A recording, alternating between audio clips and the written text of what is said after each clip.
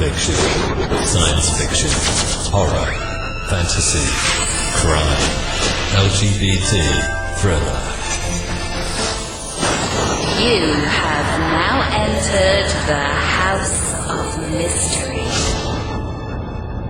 with your hosts, Eric Shapiro, David North Martino, John Copenhaver, and Al Warren. Heard on KCP 106.5 FM Los Angeles, 102.3 FM Riverside, and 105.0 AM Palm Springs. Welcome back into the House of Mystery, and we're recording this on Friday the 13th, and we've got a special guest today, and we've got old Chipper over there. Chipper? I was going to call you Sparky, but Sparky or Chipper? But you're hungover is what we're going to call you. I mean, we weren't supposed to tell anybody that. You're living the life of Riley. He's been on a 20-day drunk or something like that now. Yeah. I mean, what's going on? I thought you were doing, you're up there online doing this little karate kicking stuff, and I can't wait to get back to going in for training, and then he's drinking, get rid of his gut. And he's ordering beer and pizza and wings at night. At night. This is a recarb day. Oh yeah, please. The last night was. Yeah. Last night, every night that you're on. This is like, what kind of training do you guys do in karate? That is the training. Oh, we eat chicken wings and beer and pizza. Beer and whiskey and. Oh, that's how you. Yeah, that's. And that's what?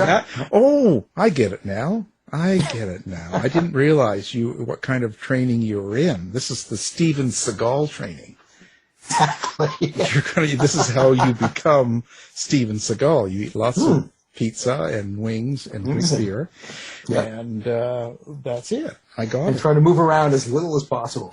Well, that's how I live my life. No moving around. Anyway. Now today, we've got a scary man from Eastern Canada in Ottawa area, and he's not in the government, so that's pretty impressive. Mr. Ronald McGillvray, how are you doing? Very good. How are you guys? Well, I'm doing fine.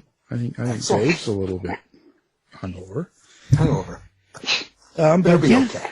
Well, just have another drink. I know how that is. Okay, so Mr. Ron, now you've got a new book that just came out. Yep. Tales from the Parkland. Yep. And Stories for Late at Night. What do you want people to know about this book? What's it all about? It's a collection of short stories that I've sort of came up with during the whole COVID experience. So they're a bit darker. It's each one's much different than the next. Although I would have to say that an apocalyptic theme seems to be a bit more prevalent, but I guess it's just relevant to these times. I personally believe they're entertaining. They're fast reads, even though some of them look like longer page turners. From the feedback I've gotten so far, everyone said that they breeze through them pretty quickly. So, what kind of horror is this? Is this kind of like a suspenseful? Is it because you can't really get into the detail of the characters too much in a short story, can you? No. It's a lot of them are. Well, it depends on the story, because some short stories are like vignettes, and some stories are like just sort of plot driven. Most of mine are plot driven. They're sort of, they when I'm writing them, something triggers an idea and I write it out. So it's all sort of plot based. I try to have my characters, a bit more fleshed out. But yeah, it's more of a more encapsulated time frame because it's such a short period of time that it takes place. Most of my stories, it would be more sort of horror thriller, sort of suspense. There is murderous mayhem in it, but it's not. Wouldn't say it's like slasher. It's not like Friday the 13th or anything like that. Mine are more sort of like Twilight Zone-ish. So if someone hadn't read my stuff or wasn't like, what kind of a story is it? There's not like just serial killer going around slashing people. It's more sort of Twilight Zone-ish stories with a sort of a twist, usually at the end. Not so much slash and gore as it is sort of a suspense, a fearful sort of thing as you're going through. It's more of a mind thing. There is gore, I guess not explicit gore, but people do meet unfortunate ends, and some characters do unfortunate things. But it's not gratuitous. Oh, well then. Too bad. That's my next collection. That's your next. That's the unedited version. Exactly. The author's cut. The author's cut. Now, The Garbage Collector. So a story, something like that. Now, so are you sitting like at home looking out your window upstairs, ringing the bell for your wife to come bring you dinner, and while you're waiting, you see The Garbage Collector, and that kind of spawns the idea, or how does it work for you? Well, to clarify, I wouldn't go downstairs to ring the doorbell. I would call from the phone upstairs because it defeats the purpose to come all the way down. Right. If I'm, yeah, exactly. So you've got this down. Yeah. You're a professional. Exactly. So it's usually there's something triggers I've a thought in my head. Like for Garbage Collectors, it was the thought of what would I do if I came up with a situation where I had to make a decision, which children, if I had two kids, which one would I give up to save the other, or would I do such a thing? Like how would I respond?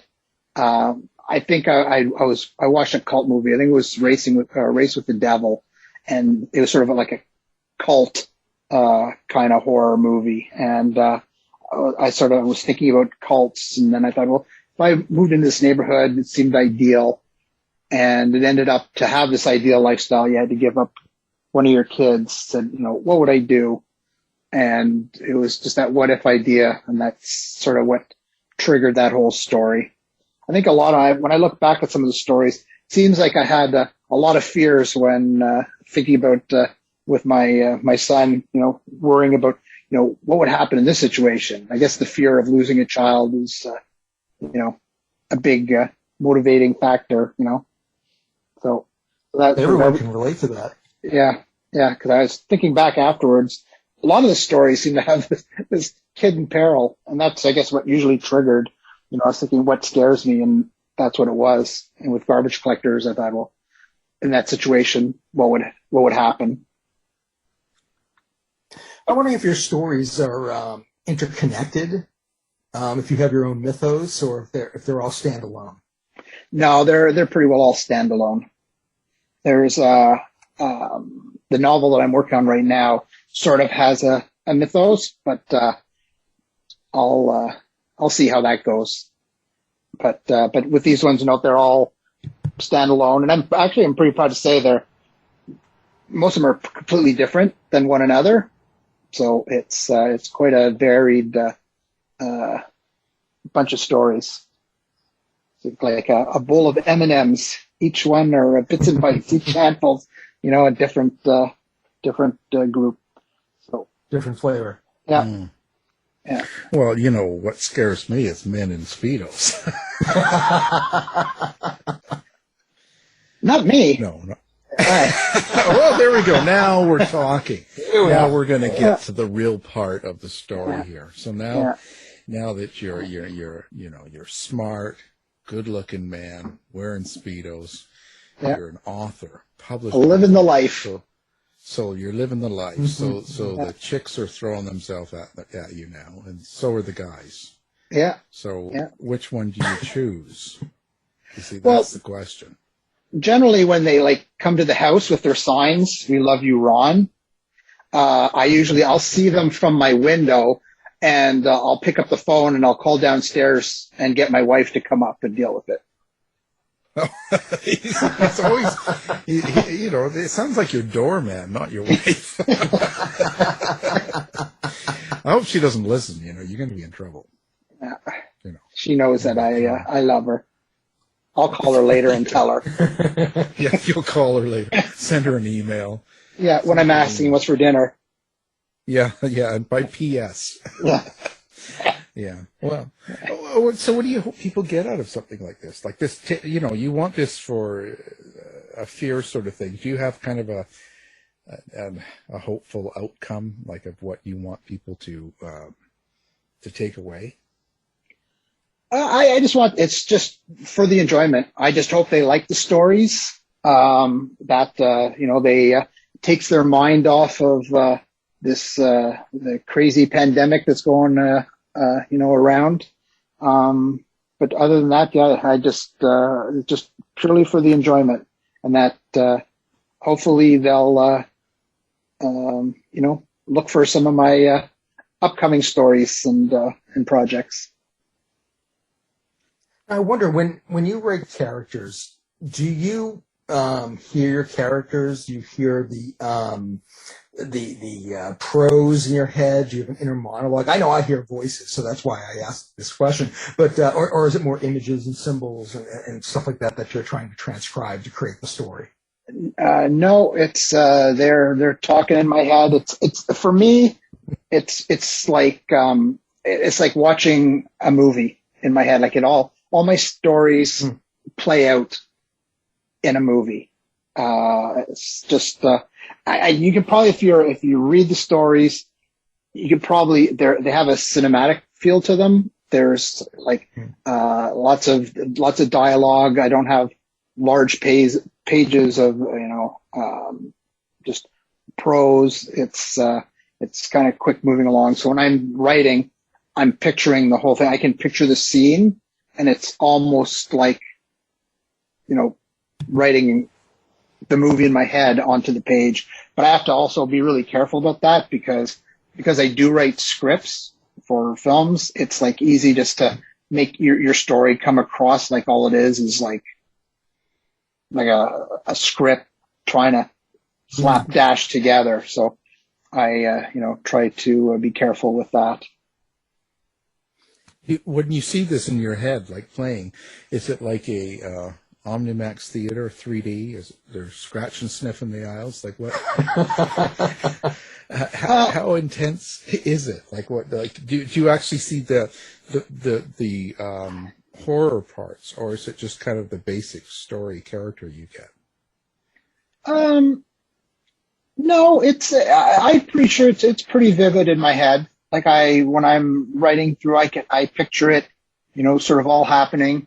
I find it helps me if, I'm describing the scene or, how the person reacts. I'm kind of, thinking it all out.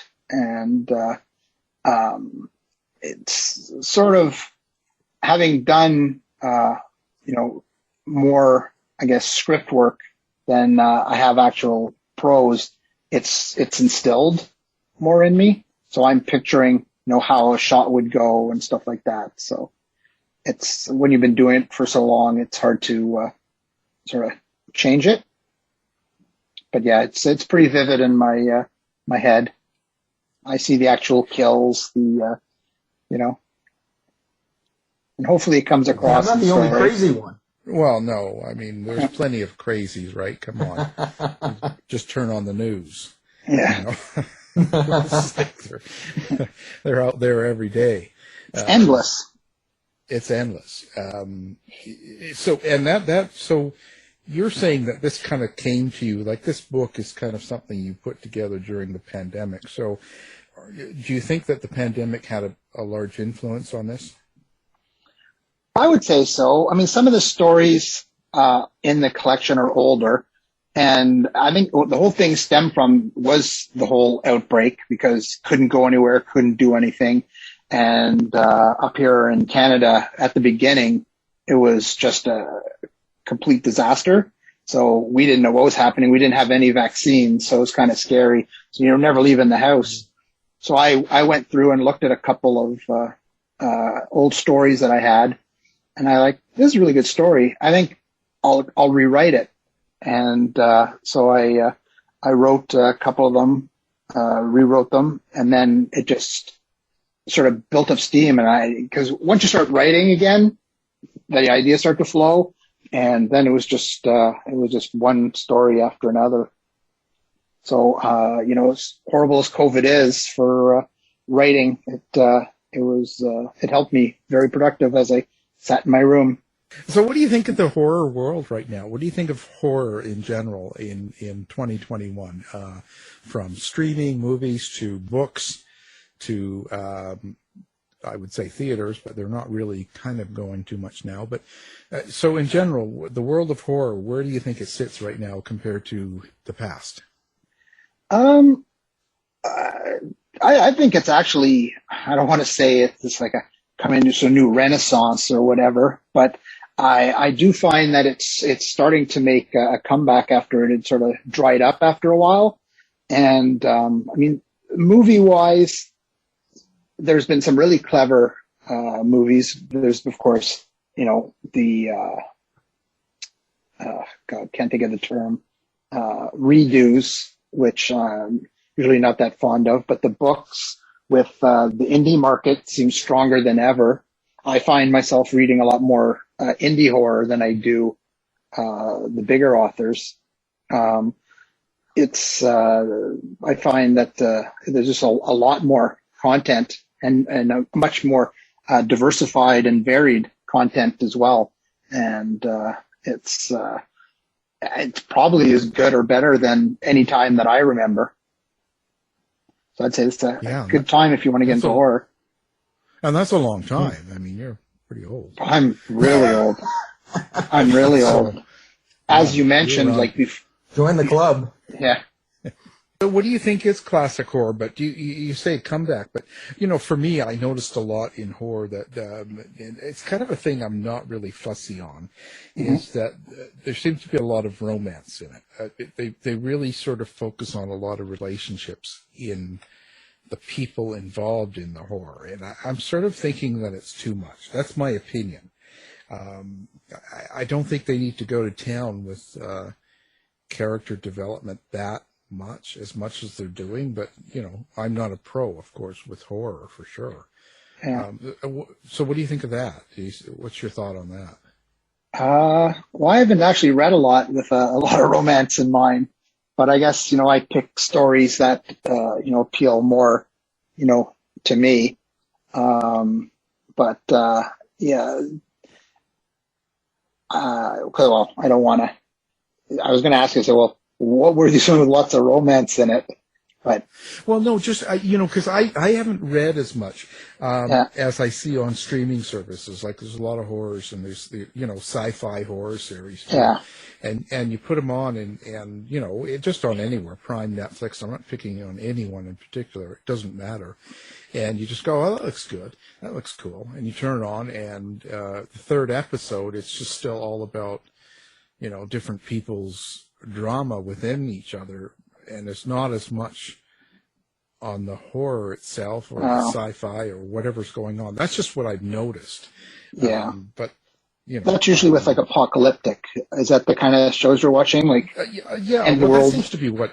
Yeah, a lot of that is sort of focused on it's either after the world's ended or some major catastrophe, or it's about to end, or they're trying to stop it from ending. That seems to be a big thing these last few years, and I don't know, even before the pandemic a little bit.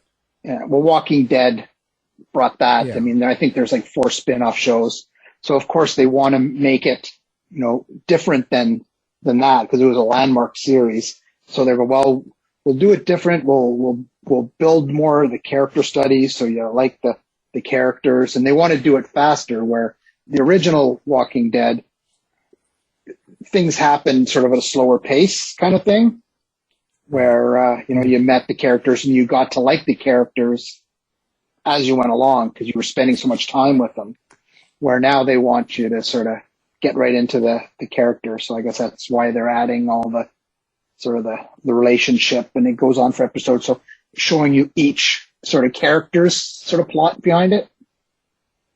Yeah. But that's probably why they're not as successful as the original. Well, and quite often, you've written script, right? So you've gone into script writing. I think it's difficult to take a comic and sometimes even a book, especially when it gets to horror or end of the world sort of theme, and script it for something you see on television, whether it's a movie or series, because sometimes it doesn't transfer that good. Yeah. It's basically if you're going to adapt something like that, you have to pare it down, and that's a job in itself, because you're basically deciding who you're getting rid of and what scenes you're getting rid of, because you can't do like a whole book into a movie. It would be like endless. So there's always going to be lost in translation, so to speak. Yeah, that's interesting. So is there some sort of formula to that, or is it just sort of by feel? It's by feel, really, because each person, whoever the screenwriter is that would be looking at the book, would be going through it, and it would be their interpretation of the book, and go, if I envision we don't really need this character, so it'd be a total, like a personal preference. So if I was adapting, a novel, I would go through it, and the first thing you'd have to do is cut and go, well, can't do this, can't do that. Usually it's depending on the budget too. It's like, well, can't have them escaping in a spaceship to the moon on our budget, so that whole chapter's gone. So a lot of it is financial decisions as well. But then, this is how many characters we're going to have in a book, I can write 50 characters, but in a movie, you can only have, a handful. And often that is too much for the audience. So, you got to go what characters can go. And a lot of time you'll blend characters. So you could have an attribute of one and another. So, to make it all work. So it's mostly a cutting and pasting kind of thing. Then once you have sort of an outline of the story, then you can do the creative writing part of it. But yeah, the paring down a book is the first step in that kind of situation. Do you have a preference? Do you enjoy writing short fiction more than screenwriting, or screenwriting more than writing short fiction? Do you have a preference on what you write? It depends on my mood. I would say for me, it's for just strictly writing. Screenwriting comes the most natural to me. I just can envision stuff just easily in my head, and I can pump out scripts relatively quickly. Short stories are like close behind. I like writing them as well.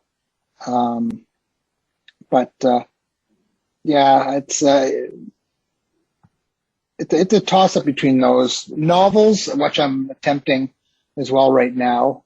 I can do, but it's tougher. I would say easiest for me is script writing. The only problem with that is you're a lot more reliant on a lot of other people. Because you can write, like I can write a short story or write a novel and, have it published and, it's done, where with a script, there's lots of fingers in the pie. There's producers, there's the director, there's actors, like any of them pull out or change their mind or whatever. And everything you wrote is basically, you can't really do much with a script if no one's willing to, put it together.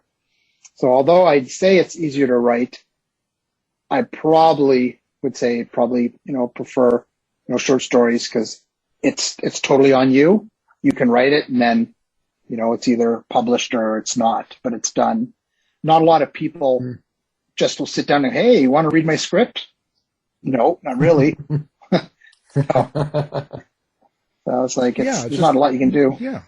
What's your favorite story that you did in this Tales from the Parkland? I'd probably say Big Boy. It's probably my favorite story. It was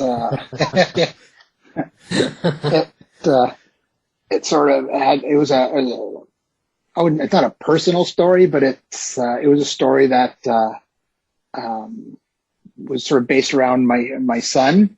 It was a thought that I had in my head about, what would happen if, sort of an apocalypse or something traumatic in society happened, and, the husband and wife were at work, and your child was at, a daycare, and you had to somehow, during this whole end of world scenario or this catastrophe, trying to make it from where you are to the daycare or the school, what trials and tribulations. And it's funny because the story was originally from the parents' viewpoint, like what they had to go through to try to make it to their kid.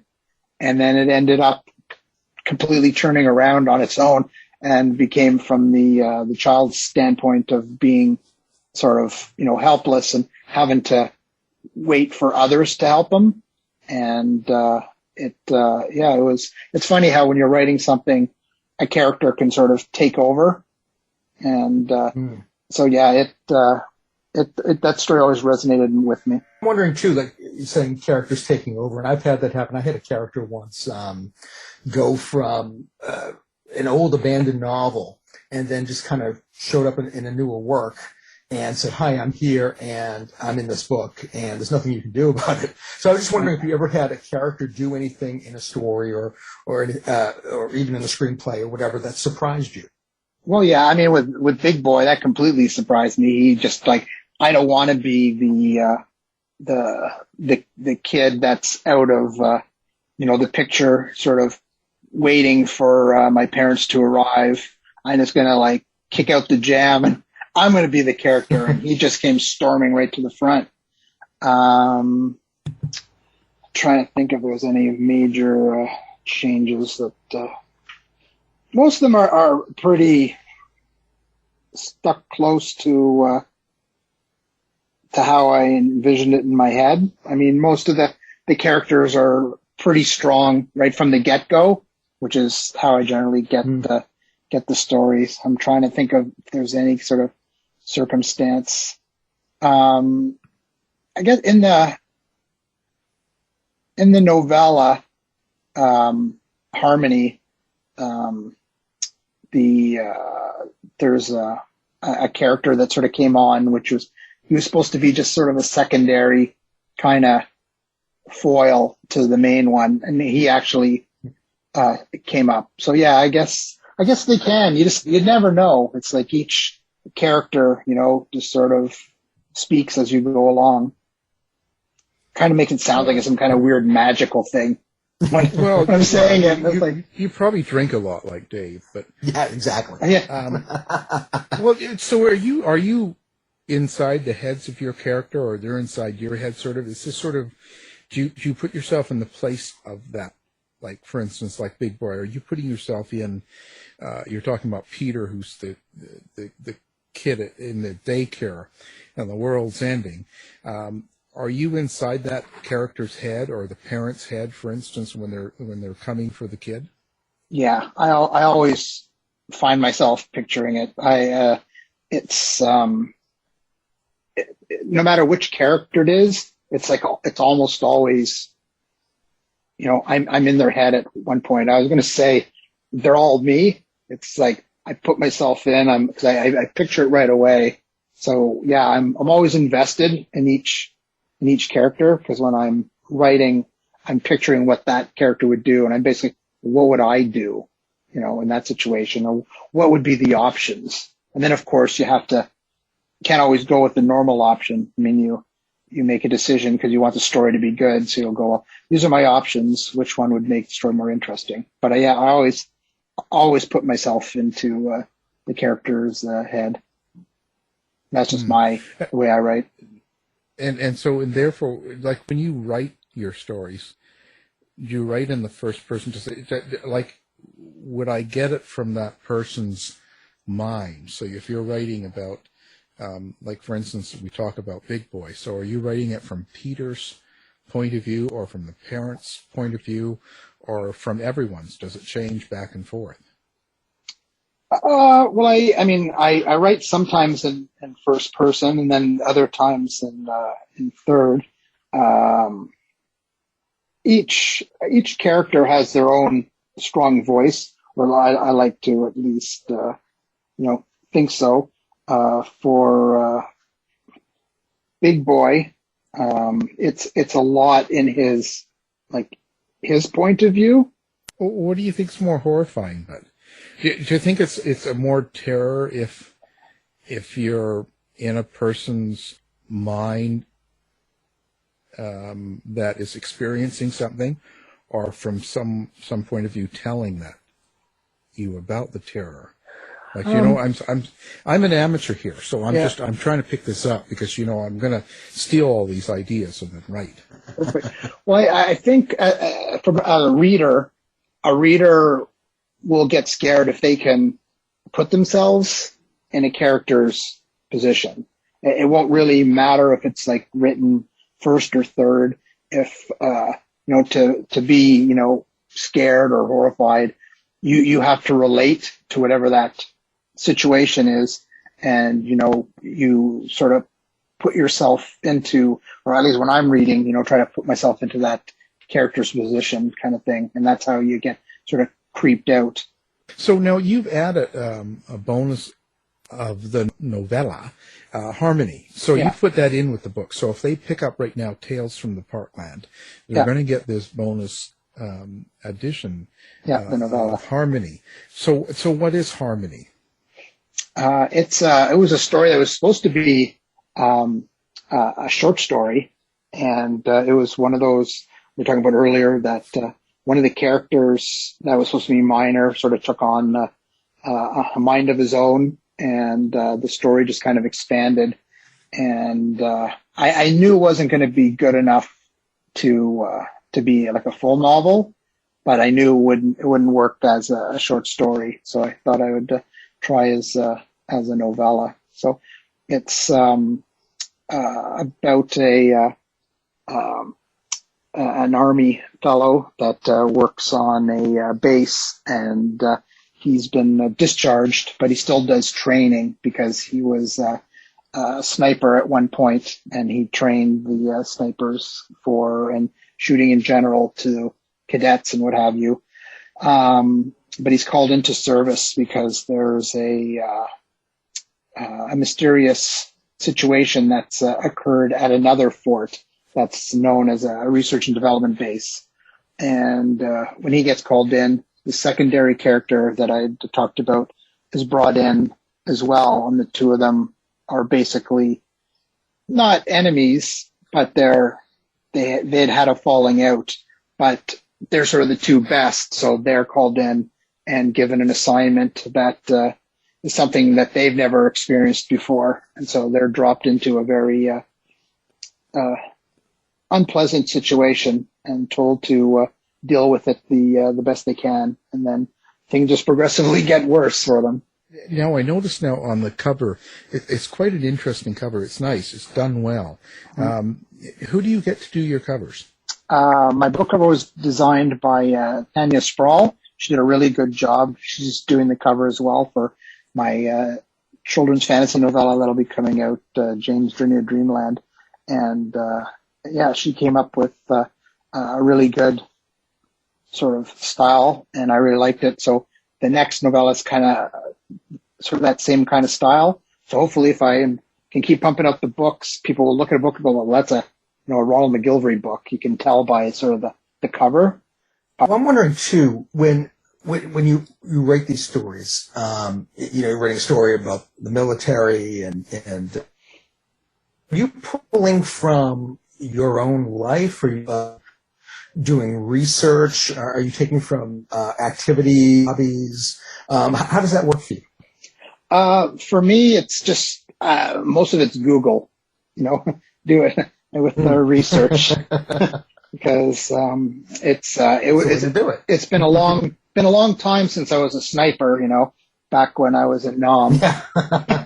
But yeah, I mean, these days it's so much easier to research, and it was most of the time I try to write stuff that I don't have to do a lot of research in. It's like the story moves along, but in this case, I had to sort of look up a few things. But I'm not like I say a Tom Clancy who's can go into the breakdown of all the weaponry and all the tech stuff. I try to keep it a more sort of a breezier kind of read. Oh yeah, how did being a sniper in NOM change you? Well, it made me a lot lazier. Yeah, that's why he's upstairs. That's right. Yeah, exactly. What's the high ground? With my phone, exactly. Yeah, he's actually locked in. He's locked in that room. He's not. Yeah. So now you're putting your your talent to work now. You said you've got some short film coming up, or something like Chimes. Is that what it's called? Yeah, I wrote 2 scripts. One is Chimes. It's in pre-production now. It's supposed to be shot the last weekend of August. It was supposed to have been shot earlier, but with COVID and the restrictions that we've had here, we haven't been allowed to do anything. So it's pushed way back. And I have a second script that I wrote called The Crepuscule. It's was supposed to have been the one that was supposed to be shot at the end of August. Now it's pushed back into fall. So it'll be exciting to see those done. It would just be fun to actually be able to work with kind of some people. Because for the last 6-7 months I've been writing, and it's all by you're lonesome in your room. So to actually get these shot will be nice. How is it doing? Are you going to be putting it on streaming service? Is that kind of your goal? And what's that like now? What's the process like when you shoot a story, a movie, or a show? Well, right now, like for shorts like that, it's usually more sent to the like a festival circuit where they'll get played there. For streaming services, I mean, there's different ones, but it's I probably wouldn't do a streaming service unless we could put a few together and maybe make an anthology, make it sort of a longer project where we could like put several shorts together as 90 minutes. But yeah, when we do shorts like this, it's mostly just for festival circuit, and it's kind of a more of a passion thing. So I have my creative partner, Jeff Radbourne, who we work together in most of the projects. We've been doing stuff together for, God, we've known it for 30 years. After you got back from NOM. Yeah. Yeah, well, he was my spotter in NOM. That's how we got to meet each other. Yeah. So and he wears Speedos too? Does he look good in Speedos? Or? He wears the thong in the pouch. Oh my God.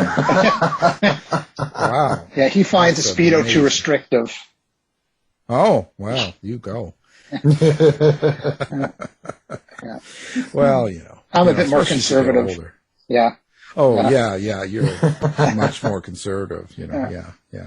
You wear Speedos with underwear. Yeah.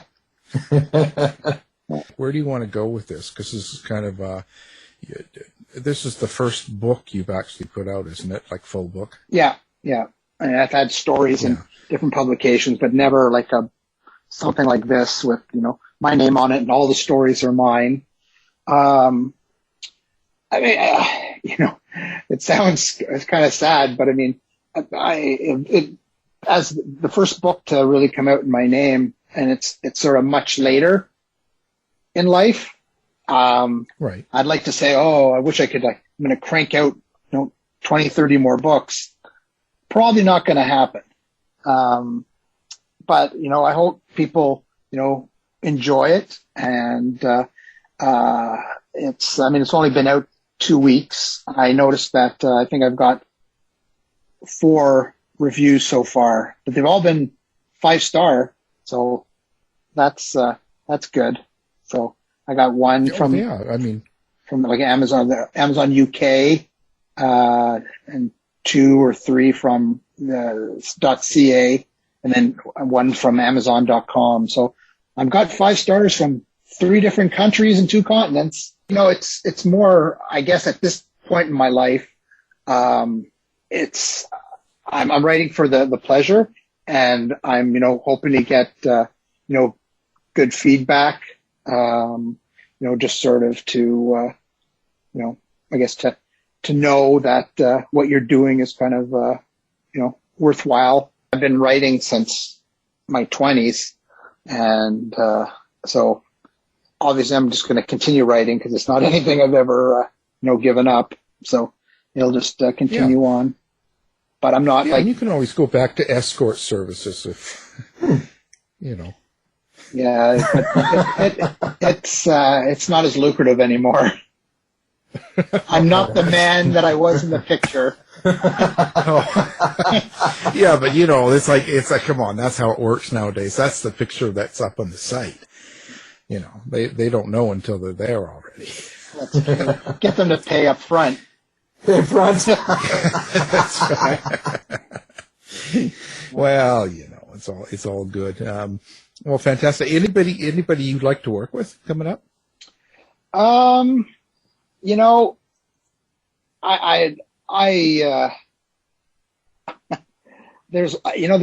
be more people I'd like to meet or, just talk with. I wouldn't say that I don't play well with others, but I seem very single-minded with my stories.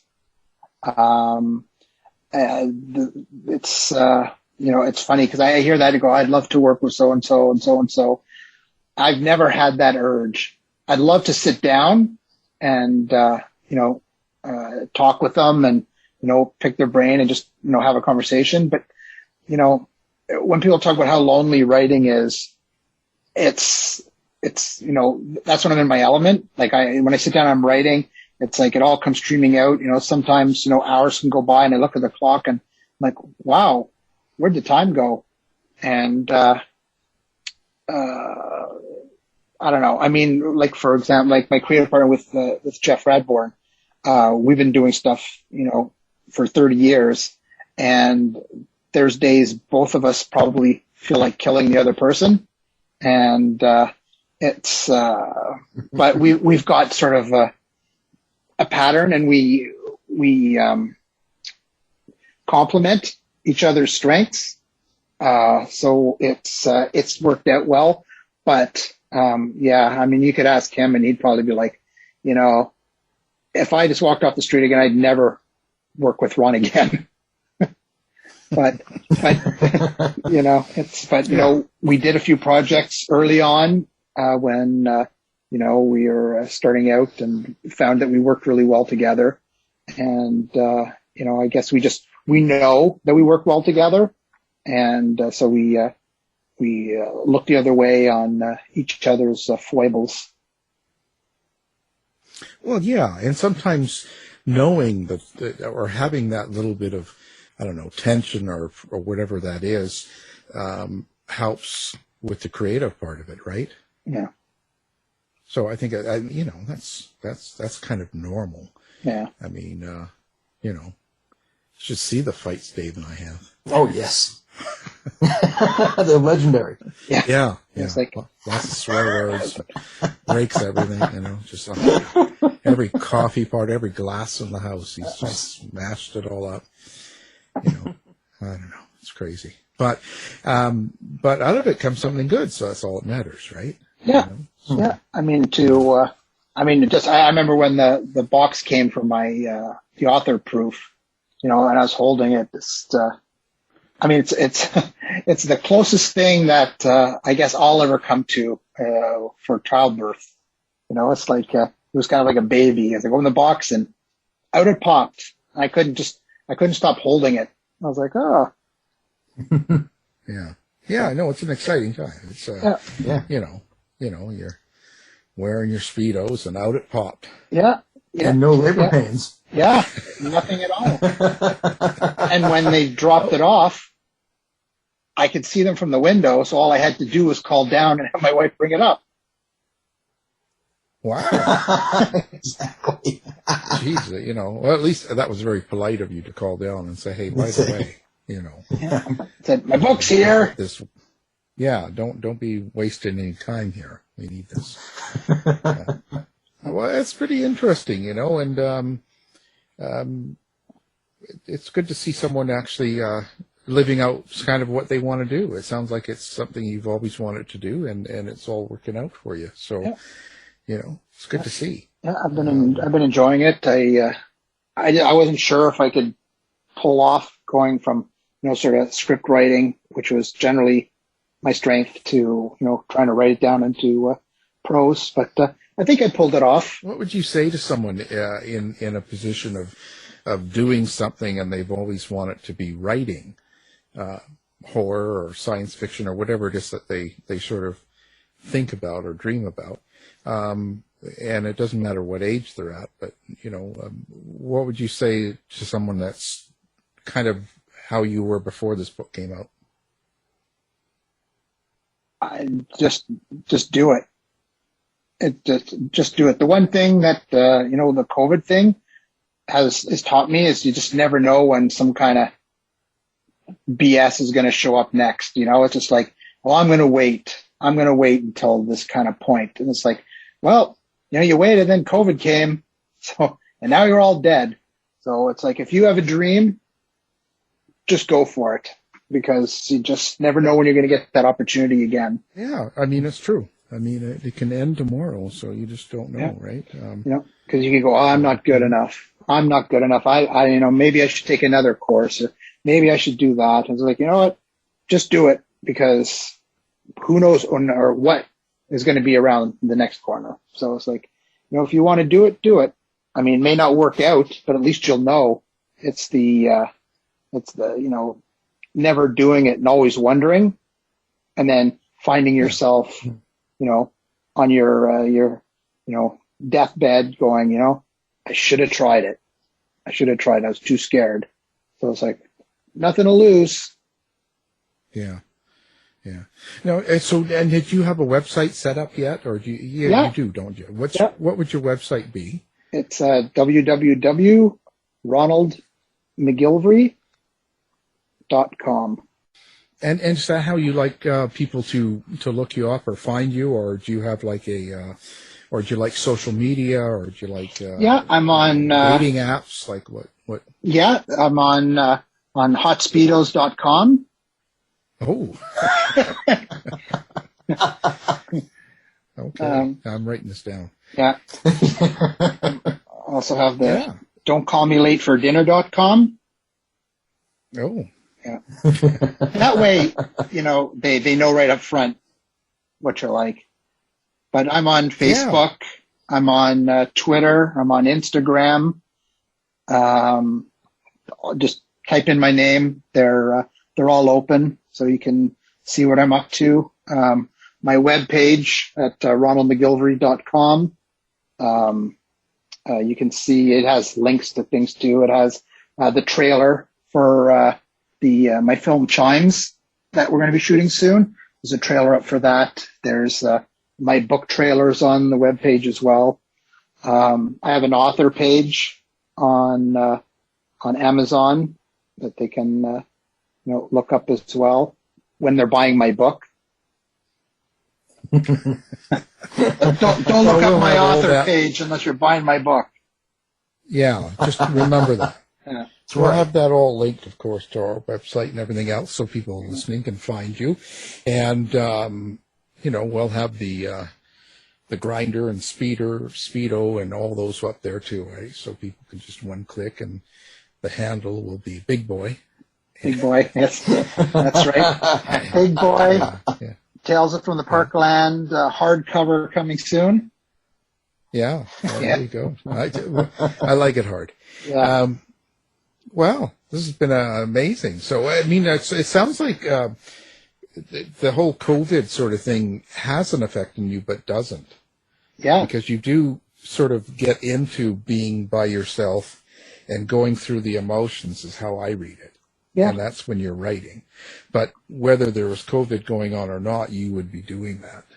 Yeah. I always wrote, but not as prolifically. It's because life gets in the way. You know, there's always an excuse. It's like, well, when I was writing, well, you know, I got to work later, so you know, I should take a nap, or you know, I got to mow the lawn, or oh, we're having people over, so I'm not going to write. There's like a million different reasons why you don't want to sit down and write stuff out. Yeah. And this just kind of, there was like a year and a half of sitting inside. And, you know, especially at the beginning up here in Canada, there was so much confusion because of our lack of vaccines and stuff.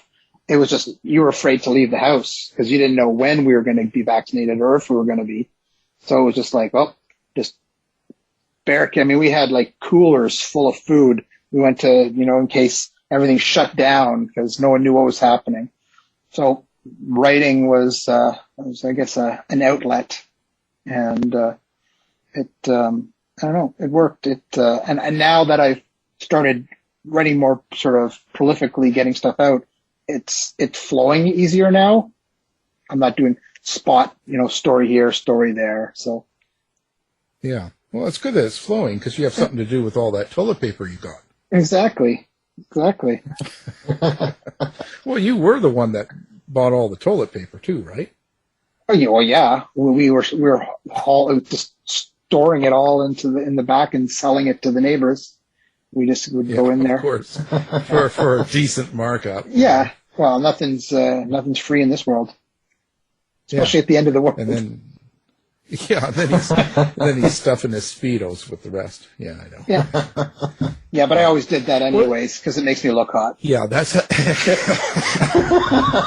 Well, there you go. Now you see, we're finding out a lot of stuff that you know you've done it all. You've been there, and look at you. Well, the book Tales from the Parkland, and the author is the guest, Ronald McGillvray. Thank you for being here.